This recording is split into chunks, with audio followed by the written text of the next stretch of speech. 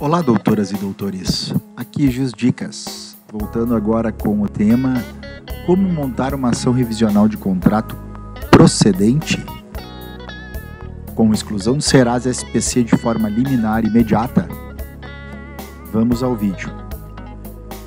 Inicialmente peço para que siga nosso perfil, inscreva-se no canal, compartilhe, comente, critique.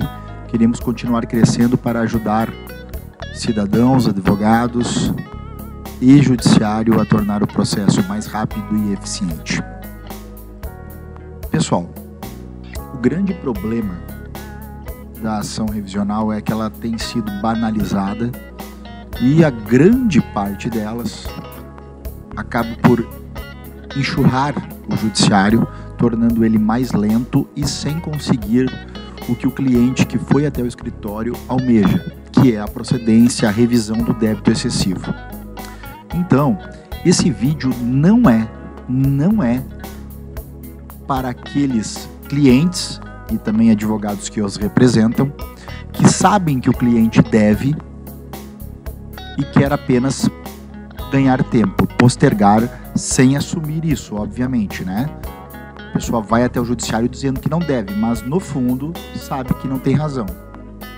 A esses fica um recado de que o mesmo juiz, o mesmo servidor, o mesmo atendente do escritório que está cuidando deste processo, de repente não vai conseguir analisar outro processo do mesmo escritório que merecia celeridade e rapidez.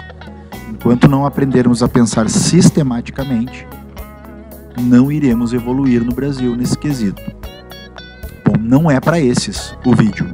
Também não é para aqueles advogados que querem apenas modelos, que não querem entender o raciocínio por trás do peticionamento, da montagem do processo. Respeita-se, porém não adiante no vídeo, não vá adiante, porque não é para você esse vídeo. Também não é para aqueles advogados que imaginam que petições longas têm algum efeito positivo, tão somente por serem longas, certo? Que numa ação revisional colocam páginas e mais páginas da aplicabilidade do direito do consumidor, sobre inversão de ônus da prova, colacionam dezenas de julgados, sem fazer o importantíssimo que será mostrado nos poucos minutos a seguir. Bom, já que já sabemos para quem não é o vídeo, agora vamos ao nosso conteúdo. Quem ficou até aqui é porque certamente é público-alvo. Bom, pessoal, o grande problema da ação revisional de obrigações, principalmente as bancárias, é a causa de pedir. Como já dito, as petições vêm com centenas de páginas sobre direito consumidor e esquecem de colocar o que realmente faz a diferença, que é o fato e o fundamento jurídico daquele cliente. Tendo tão somente isso e sendo correta e precisa essa indicação, a sua petição será muito efetiva, muito efetiva. Bom, quais são fatos e fundamentos jurídicos que você deve indicar numa ação revisional? Deve necessariamente indicar, tá? Você deve alegar que a parte contrária ao seu cliente não cumpre o que foi contratado, ou você deve alegar que a parte cumpre o que é contratado, porém o contrato é ilegal, é contrário à ordem jurídica. Ou que cumpre o contrato é legal, mas houve uma alteração da situação da data do contrato de forma extraordinária e imprevisível, que desequilibrou a relação contratual. A partir de agora, entraremos nessas situações com um pouco mais de detalhes. Alegando que a parte não cumpre o contrato, penso que um exemplo seja mais indicado para ilustrar a situação, esclarecendo. Por exemplo, foi contratado que a correção monetária do débito, um contrato aqui de mútuo, né, seria pelo IPCA. Porém, seu cliente fez o cálculo pelo IPCA e não bate com o que a instituição creditícia está exigindo. Obviamente que não está se cumprindo o contrato. É isso que deve constar necessariamente. E olha, só isso deve constar na petição. Seria perfeita essa petição. Se fosse peticionado no seguinte sentido: foi contratado IPCA. Aqui está o cálculo do IPCA. E aqui está o cálculo que o banco exige, maior que o IPCA. Perfeito, essa ação é procedente, tranquila, né? Vamos adiante. Agora um exemplo da segunda situação, onde está sendo cumprido o contrato, porém dá-se conta que o que foi estipulado não tem base legal. Um exemplo clássico que nós encontramos é se foi pactuada uma multa moratória de 5%, quando se sabe que o limite é 2%. Nesse caso, basta indicar isso na petição, né? Você vai indicar o que a parte está cobrando, 5%, isso pode ser visto nos cálculos ou com a juntada do contrato, e referir a base legal que indica o limite de 2%. Aqui um detalhe: existe um princípio do direito que diz que vocês não são obrigados a dizer o direito, né? Mas neste caso específico eu acho interessante sugerir ao juiz a norma onde está estipulado o limite que vocês acham aplicável. Ou seja, a norma que diz que a conduta do banco é ilegal.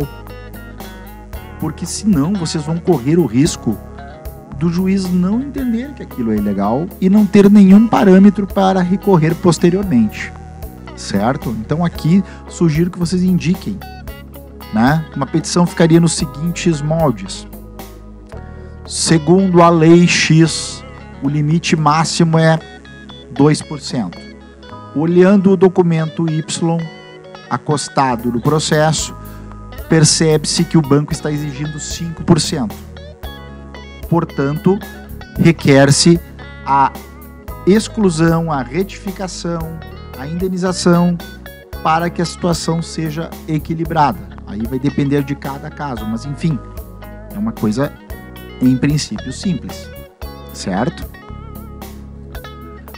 Uma coisa importante, nesses dois casos que citamos, ou seja, a parte não cumpre o contrato, mas ou a parte cumpre o contrato, porém o contrato é ilegal, é necessário que vocês tenham o contrato em mãos, porque vocês estão partindo do contrato, certo? Muitas ações vêm ao judiciário sem o contrato, com a alegação de que foi negado, de que foi extraviado. Não há sentido em você querer revisar algo que você não tem. Você não sabe se aquilo é ilegal, se aquilo está sendo cumprido, certo? Então, se a parte se nega, vocês formalizem, né? Formalizem o pedido, vão lá até o banco, requeira o contrato X. Se o banco não oferecer o documento a vocês, existe a ação de produção antecipada de provas. Nesse caso, é a antecipação de uma prova documental do artigo 381 do CPC. Se o cliente de vocês tiver certeza da cláusula, vocês podem arriscar formulando a alegação e pedindo incidentalmente para que seja exibido o contrato. Mas aí, lembrem que aquele contrato terá que necessariamente vir ao encontro do que vocês alegaram. Exemplo, vocês não têm o contrato, tá? Vocês não têm o contrato. Vocês não têm nada de documentos que ilustrem que o banco está cobrando além do contrato. O banco está cobrando aí 6% de juros e o contrato dizia 2%. Vocês não têm o contrato, vocês vão entrar alegando isso, mas vocês não têm o contrato. O cliente diz assim, eu tenho certeza que o contrato dizia 2. Se vocês quiserem confiar nessa certeza, vocês podem alegar isso na inicial, dizendo, olha, o contrato, nós não temos o contrato, mas o contrato dizia 2. Vamos produzir essa prova no transcorrer do processo. Bom, vocês podem usar o artigo 396 do CPC, dizendo isso, olha, o contrato dizia 2, vai caber a contraparte ou não falar nada, esse fato vai virar incontroverso e não vai precisar ser provado, né? Ela pode concordar com isso, né? Também, aí seria também incontroverso. Ela pode contestar, só que aí que ela vai ter que juntar o contrato assinado pelo cliente de vocês. E aí a certeza é que ela vai ser desmanchada e vocês vão ter dado um passo errado, né? Estrategicamente no processo. Então não se sugere esse tipo de conduta, mas ela é possível processualmente, tá certo? Bom, o terceiro caso é um caso assim, ó, que eu digo para vocês usarem apenas excepcionalmente, que é a questão da imprevisão. A situação fática mudou, tornou o contrato extremamente difícil de ser cumprido, porém isso está sendo muito levado ao judiciário, que está afastando, dando improcedência a 99% dos processos, porque tem que ser um fato de uma gravidade e de uma imprevisibilidade quase que absoluta. Para vocês terem uma ideia, fizemos uma pesquisa, até a pandemia tem sido afastada aqui. Desemprego, que é muito trazido para justificar a inadimplência de contratos, nunca é aceito. Nunca é aceito. Então, cuidado com essa alegação aqui, tá bom? Se vocês querem realmente vencer a ação, se vocês querem ajudar o cliente de vocês de uma maneira material, não só ganhando tempo, né, mas vocês não se recomenda esse tipo de argumentação. Pessoal, já indo para o fim, queremos lembrar do artigo 330 do CPC, que diz que a inicial vai ser indeferida quando não for indicada a cláusula, a obrigação que você está se insurgindo contra.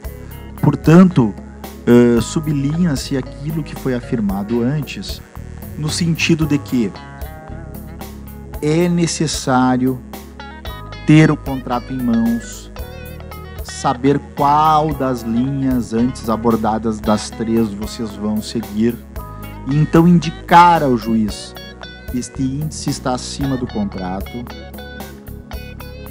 este índice está no contrato, porém essa parte é ilegal porque essa lei diz que não pode superar esse limite. Montem a estrutura da petição nesses moldes e não terá como dar errado. Acrescentando ainda um documento que comprove a inclusão num cadastro restritivo de crédito, como Serasa e SPC, vai ficar muito tranquilo pedir a exclusão até liminarmente. Não coloque milhares de páginas dizendo da necessidade do Código de Defesa do Consumidor, isso atrapalha, pessoal. Não coloquem dezenas de julgados, isso atrapalha. Isso atrapalha o juiz se o cliente de vocês tem razão. Não façam isso. Certo? Nem alegue coisas totalmente descasadas com o caso concreto. Provavelmente você faz isso porque não está entendendo a lógica que está sendo aqui descrita, porque se você entende, a sua petição dificilmente terá mais do que 9 páginas. Ao chegar no judiciário, vá por mim, ela será lida, será refletida, será comparada com os documentos que você juntou e surtirá o efeito que você quer, que é a exclusão do Serasa, por vezes até na liminar. Porém, lembre-se o seguinte: se você está controvertendo o índice de correção monetária que está superior ao contrato, por exemplo, e você aplica o contrato e alcança um valor de débito 30% menor já vencido, deposite judicialmente os 30% menor já vencido. Certamente você obterá a liminar que você deseja. Era isso por hoje, pessoal. Espero que tenhamos ajudado. Fica aqui nossas redes sociais.